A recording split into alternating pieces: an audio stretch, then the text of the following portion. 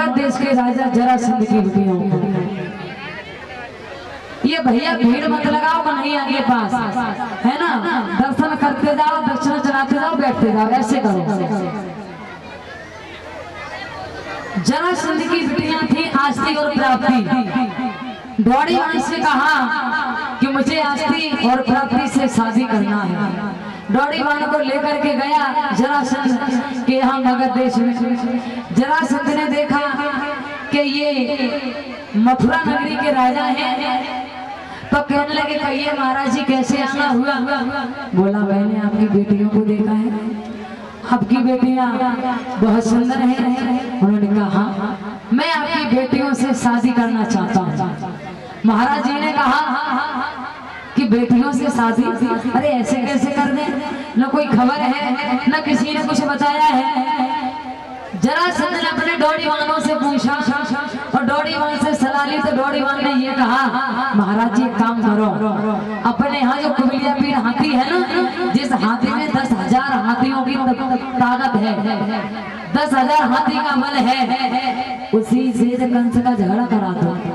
अगर ये जीत जाए तो शादी कर ले जाए। अच्छा कंस भी कम नहीं था, राक्षस था, उसके अंदर भी 10,000 हाथियों का ही बल था।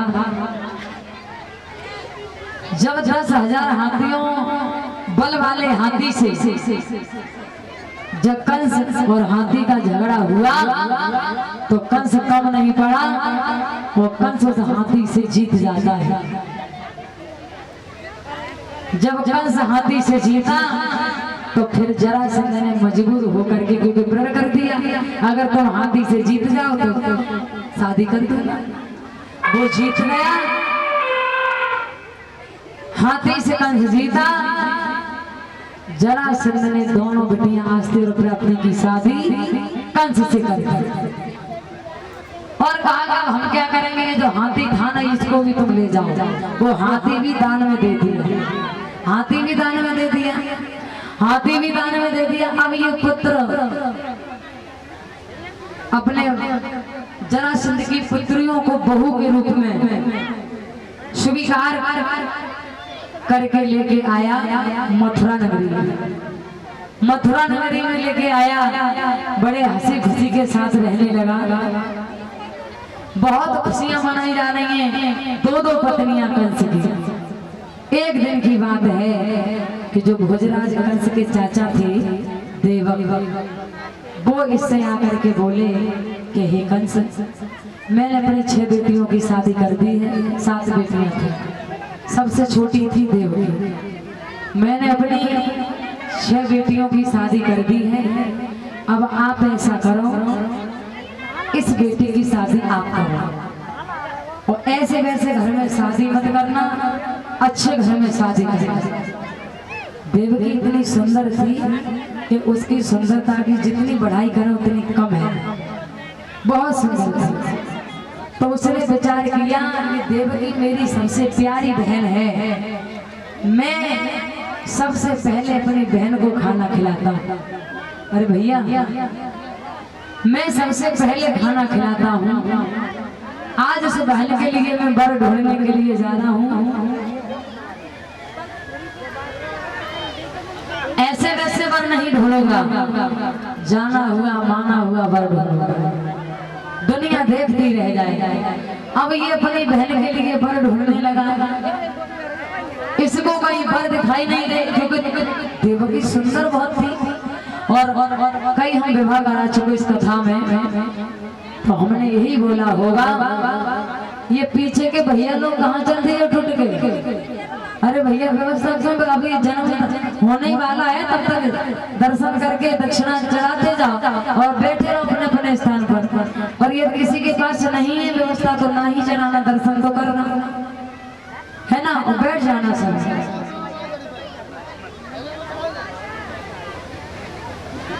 उन्होंने कहा मैंने यही बताया है कि बेटे की शादी करो तो बड़े मेल से कीजिए।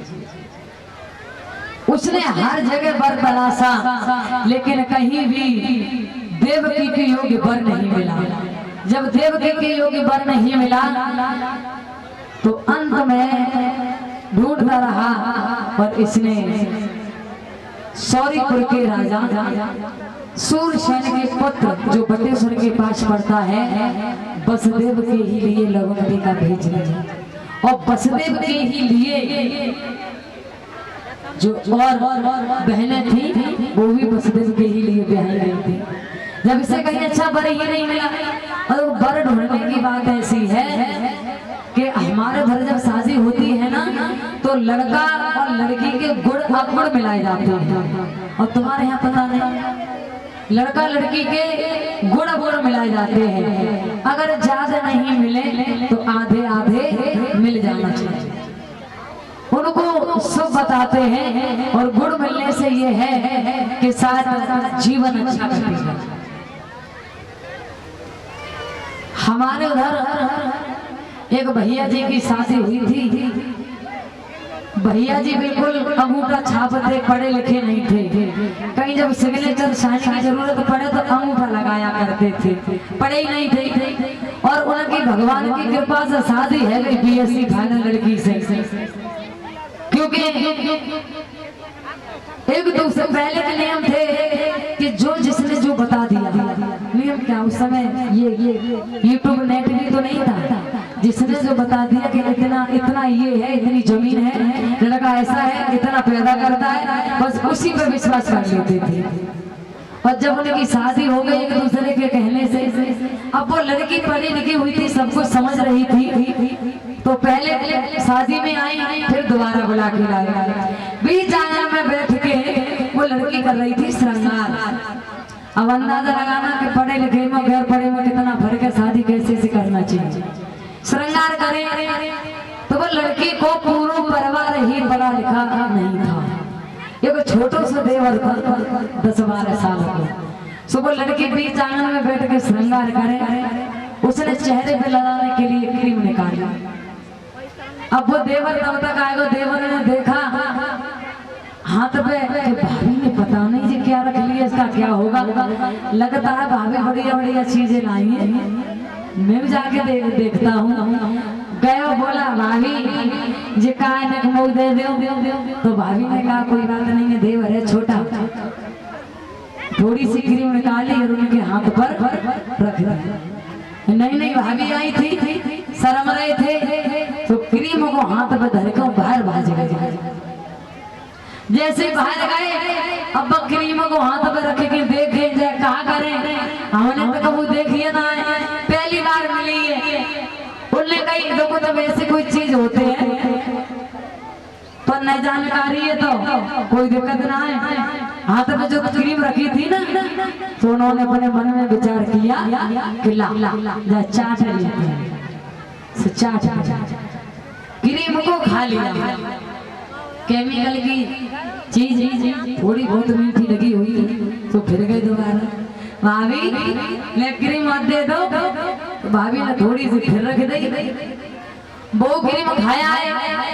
तीसरी बार गए, और जब तीसरी बार गए तो भाभी ने कहा ये बताओ क्रीम का क्या करते हो। बोले हाँ भाभी तुमने हमें क्रीम दी नहीं, सो हमें बढ़िया लगी, सो हमने खाए ली। भाभी ने की क्रीम खाए दी, हाँ। सो भाभी ने एक चाटा लगाया गाल पे और कहा पागल हो, ये कोई खाने की चीज है, पता नहीं इसका क्या करते हैं। तो जो भाभी ने चाटो लगाओ सब तो भाई भैया के पास पहुंचे, तो पूरे दिन हर चलाता है, पढ़े लिखे हथे नहीं, सब हर चलाता है खेत में। और आवाज लगाई मेरे पर खड़े हो गए, भैया ओ भैया। उनने आवाज सुनी, कहा है भैया, भाभी ने मुझे मारो। भैया से जाके कही, सो भैया ने कही भाभी ने मारा।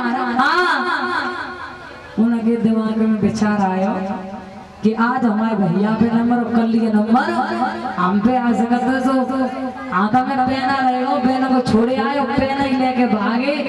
और आकर के जो पत्नी पे उन्होंने पहना मारने के लिए तैयार हुए।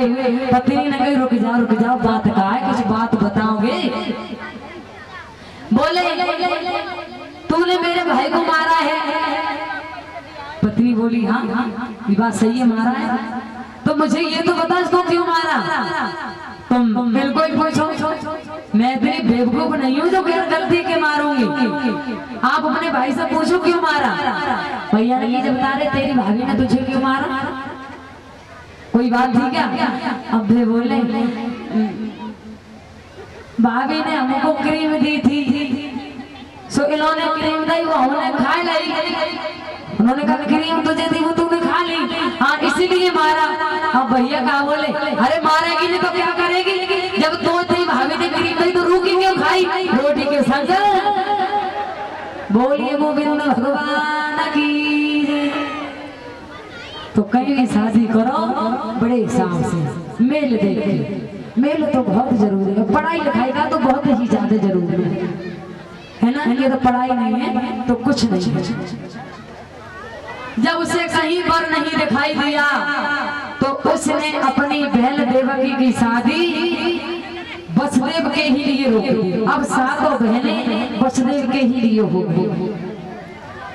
तैयारी हुई शादियां की, बटेश्वर में भी और मथुरा नगरी में भी। मथुरा नगरी में तैयारियां हो रही हैं।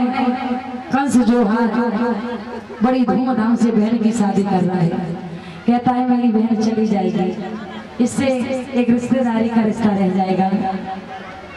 तो सज के बारात चली थी बटेश्वर के पास सौरीपुर से। है सज के चली बारात,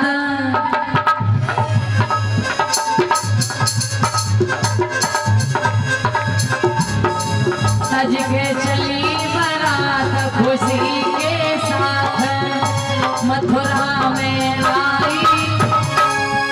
अब हंसी खुशी के संग में देवकी की भई सगाई।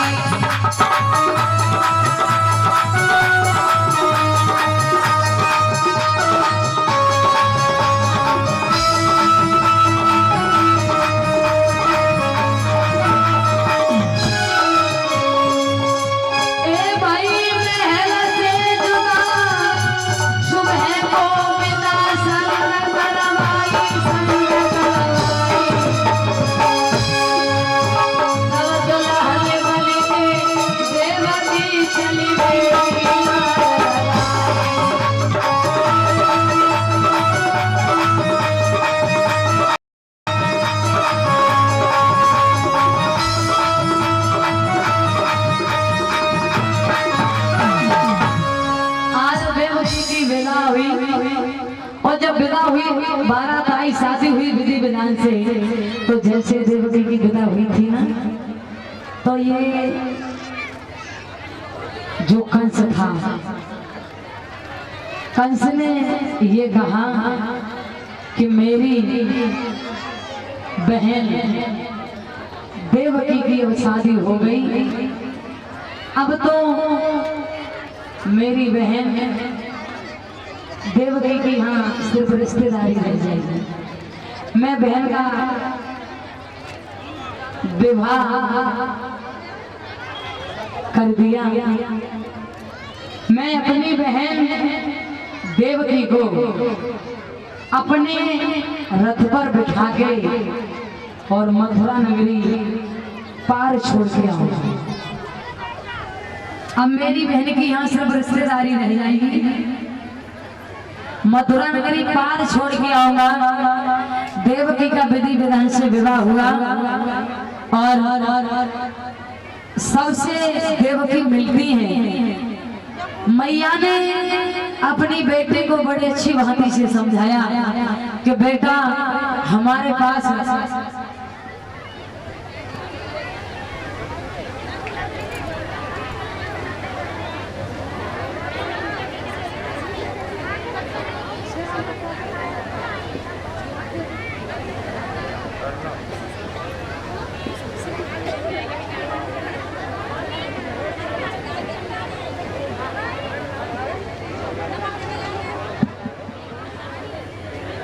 उन्होंने कहा कि मैं अपनी बहन की विदाई बड़ी अच्छी भांति से करूंगा। सभी माँ बहन और पिता ने भैया ने ऐसे समझाया कि बहन तुझे बड़ी अच्छी प्रकार से रहना है।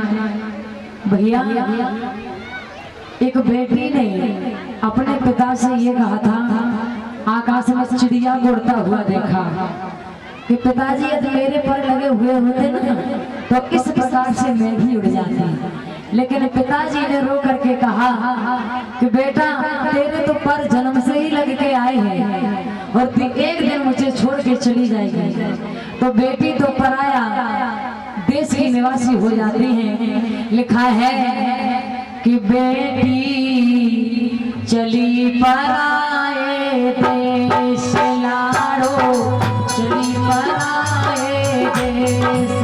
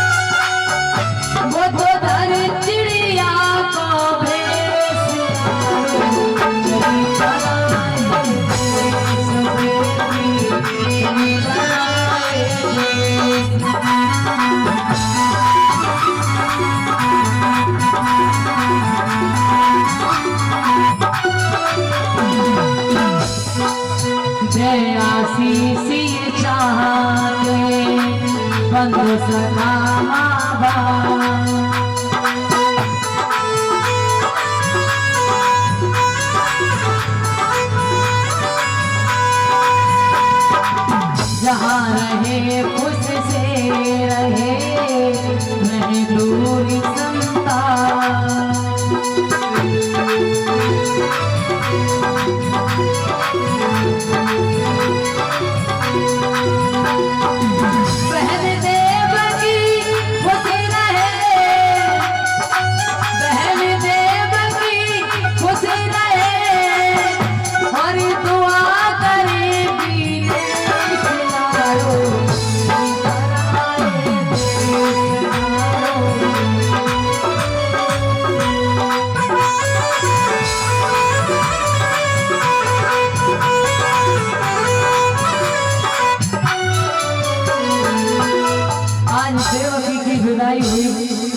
विदाई होने के बाद क्या देखा कि कंस ने अपनी बहन को रथ में बिठा लिया, भीगी पलकों से विदाई की, रथ में बिठा लिया और रथ में बिठाने के बाद चला तो बीच मथुरा नगरी में पहुंचा।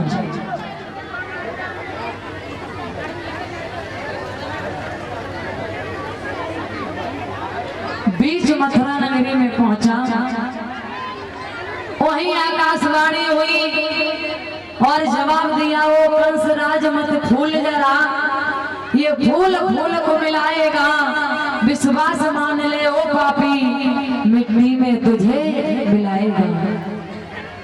जिस बहन को तू इतने हर्षोल्लास के साथ विदा कर रहा है, अरे मूर्ख, इसी बहन के उधर में 8वां काल है, तेरा 8वां काल।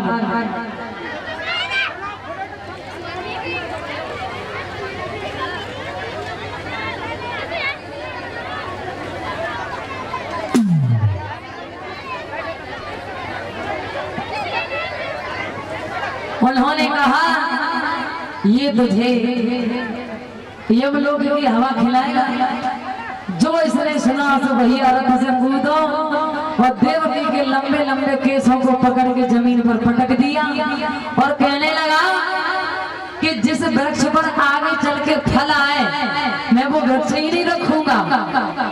देवकी बोली भैया क्या हुआ, क्यों नाराज हो? उन्होंने कहा तुमने सुना नहीं, तुम्हारे पेट में मेरा आठवां बच्चा जो आपका होगा ना, वो मेरा काल होगा, 8वां बच्चा। उन्होंने कहा भैया मेरे पेट में तेरा काल, तो ऐसा कर जिस भाई ने मुझे इतना प्यार दिया दुलार दिया और उस भाई का काल मेरे पेट में, तो तू ऐसा कर मुझे मार दे। ऐसी बहन को कोई जीने का अधिकार भी नहीं है। जैसे ये मारने के लिए चला ना, सोई फसदे बीच में आ गई। बदले की भावना में इंसान सब कुछ भूल जाता है। वसुदेव बीच में आए और वसुदेव ने कहा कि आप अपनी बहन को मत मारो, मुझे मारो। क्यों? तलवार हलो मेरी गर्दन पर, जब मेरे प्राण खो जाएंगे देवकी ऋणापा भोगेगी, जगह पुत्र नहीं हो पाएंगे। जब मैं मर जाऊंगा तो तुम्हारी बहन देवकी के कोई संतान होगी नहीं, तो काल कहां से आ जाएगा। कहने लगा बात तो सही बताइए। अब ये मारने को चला वसुदेव को। सोई देवकी बीच में पहुंची। देवकी ने कहा भैया क्या तू पागल हो गया है? अरे पराय मैया के लाल को मारता है, तुझे पता नहीं ये मेरा सुहाग है, ये मेरे सब कुछ है। कहने लगे सुनो चल कोई बात नहीं। हेलो हेलो हेलो हेलो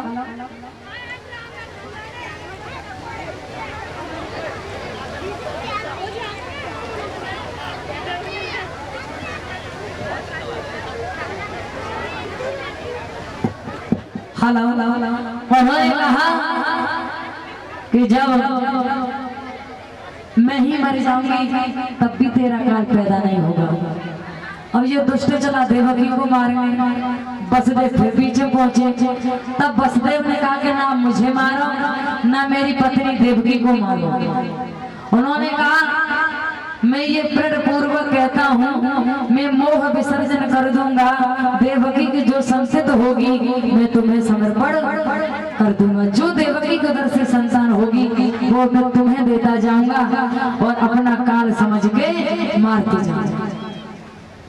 दुष्ट ने मारना तो छोड़ दिया, दोनों को लिया जेलों में डाल दिया, बटेश्वर नहीं जाने दिया। देवकी जेलों के बीच रोती है, कहती है हमने ऐसे कौन से पाप किए जो मुझे ससुराल की देहरी को देखने को नहीं मिला। जब ये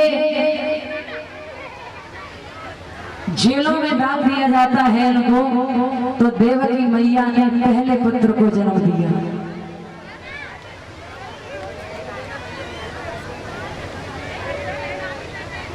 पहले पुत्र को जन्म दिया। और जब पहले पुत्र को जन्म दिया तो वसुदेव को अपना दिया हुआ वचन याद आया। बच्चे को देखते ही और एक गोद में उठाया, बच्चे को गोद में उठा करके बच्चे को गए कंस के पास और कहा कि लो महाराज जी आपका काल है।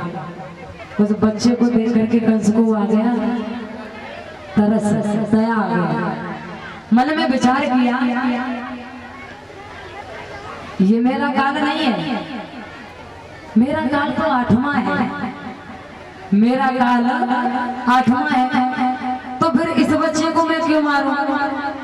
और कहा वसुदेव से कि ऐसा करो, यह महात्याग सच्चा साहस अंकुश वंश का उखाड़ा है, पर इस मास के लोथड़े ने मेरा क्या तात बिगाड़ा है। ले जाओ इसका निष्कारण से न मारूंगा, ले जाओ इसका सुख पाना। 8वां गर्भ जब पैदा हो तो उसको यहाँ पर ले आया, 8वां पुत्र लेके आना, इसको ले जाओ। वापिस कर दिया। देवकी अपने भैया कंस को हजारों वर्ष की जीने की उम्र की कामना करने लगी। मेरे भैया जैसे भगवान सबे देखे, मुझे तो पता है मेरे भैया ने हमसे इतना प्रेम किया है, वो मेरे बच्चे को कभी नहीं मारेगा। उसी के दौरान देव ऋषि नारद आए और कंस से बोले कहिए महाराज जी तुम्हारे बहन के कोई बच्चा नहीं हुआ। कंस बोला हाँ हुआ। क्या हुआ? वो मैंने वापस कर दिया। क्यों? क्योंकि मेरा काल तो 8वां है, तो पहले बच्चे से क्या लेना देना।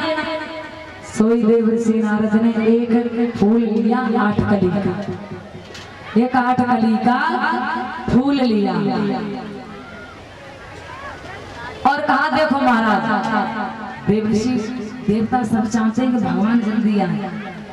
कहा देखो इस फूल में 8 कली है, मैं पहले इधर से गिनती करूंगा 1 2 3 4 5 6 7 8। यहाँ पहला था, यहाँ 8 हो गया है ना। हाँ। अब जहाँ पहला था और इधर 8, जहाँ 8 हुआ अब मैं वहां से गिनती करूंगा उल्टी 1 2 3 4 5 6 7 8।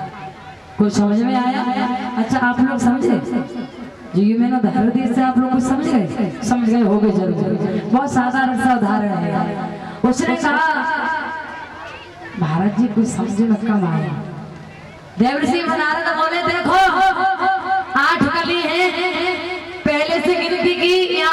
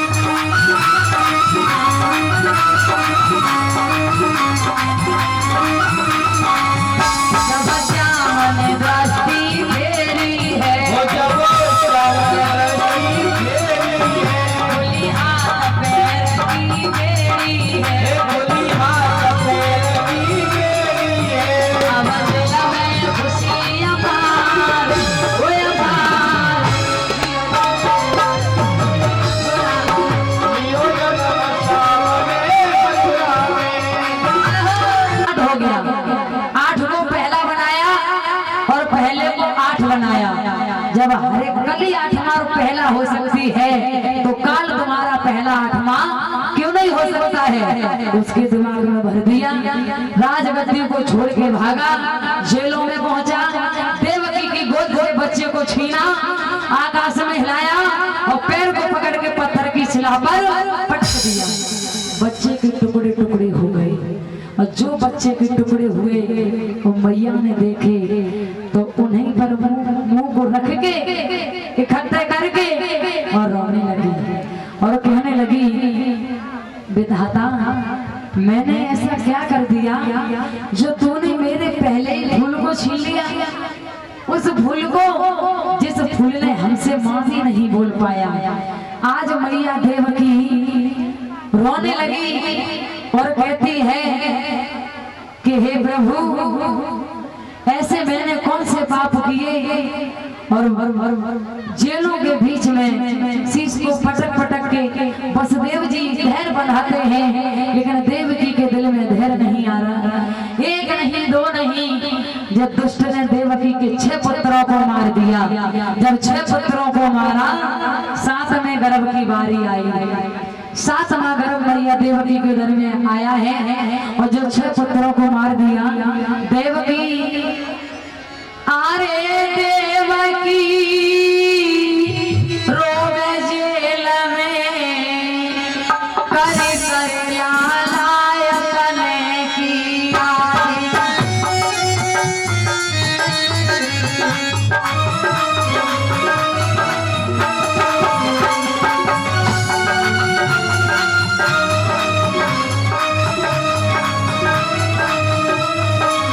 कहती है मैया पोत्र बिन घर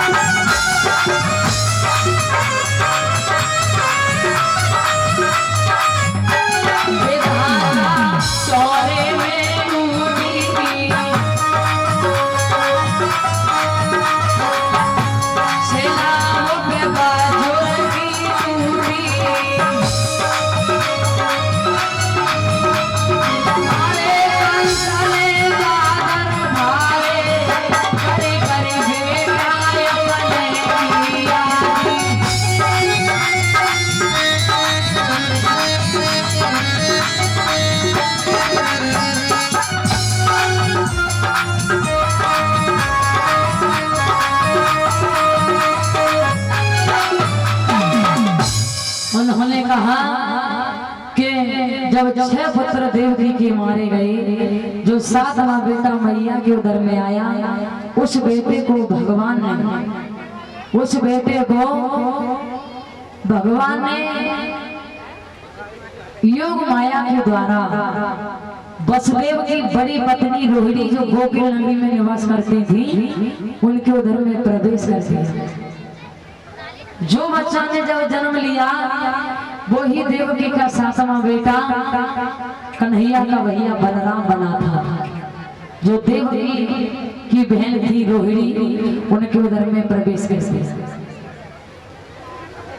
जब इस बेटे का नाम सुना, जो दुष्ट पापी ने के बेटे ने जन्म नहीं लिया है, वसुदेव ने कह दिया कि मेरी पत्नी देवकी का गर्भ 7वां खंडित हो गया।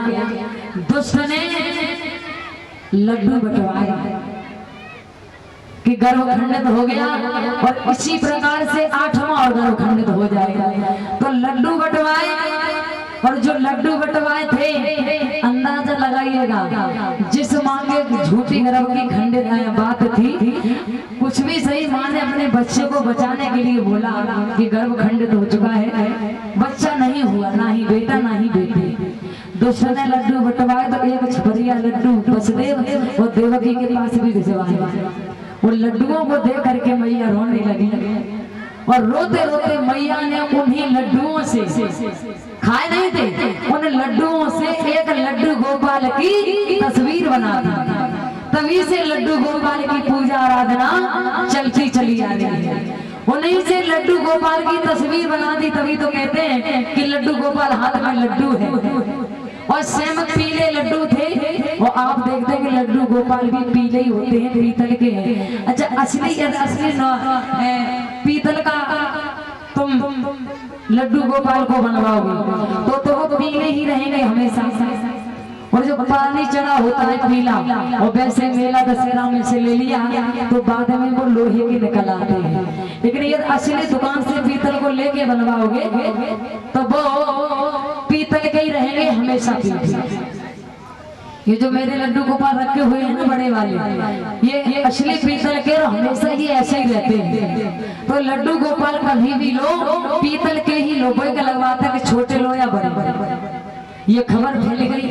अब 8वें गर्भ की बारी आई, मैया के दर में भगवान श्री हरि नारायण के अवतारी श्री कृष्ण आने वाले हैं। श्री कृष्ण आने वाले हैं। और जब 8वें गर्भ की बारी आई तो 8वें गर्भ की बारी है, कंस के यहाँ तैयारी है, भैया था पहरेदारे पर और जेल में बहन बिचारी है।